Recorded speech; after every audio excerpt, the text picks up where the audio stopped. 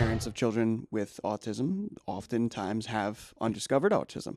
So the fact that you work with these parents a lot of times, and it's something that honestly we should kind of dive into more, but like teaching them how to interact and how to implement different strategies based off of their autism, their rigidity. They're like, oh, I'm not doing that because that's not what I've ever done, and Yeah. blah, blah, blah.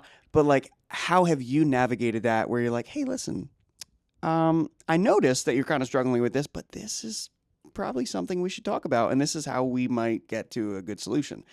Going in with the knowledge that the families that you are potentially working with, especially if you work in the autism industrial complex. So if your paycheck comes from working with kids with autism specifically, then to me, it is very important that you view the parents within that lens. That is part of the context. That is part of their intersection in the world. That is part of how they see the world.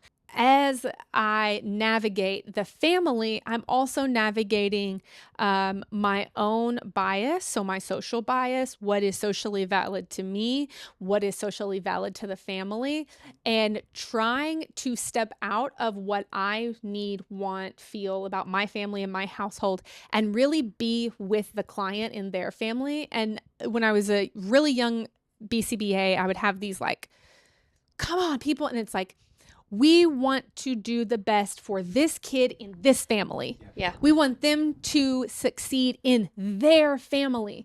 We are teaching them skills that they would succeed in your family or your family or your family. But this is not what the parents do. This is not how the grandparents receive this. And I especially find that when we have white practitioners, especially white American practitioners working with any nationality that is immigrated to America. And it's like, well, but in America, you know, we do this, or he needs to sit at the table.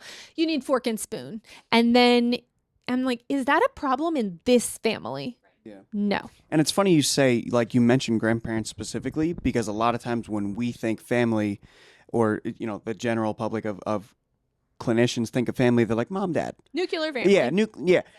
So it's like mom, dad, sister, brother, whatever that dynamic might be.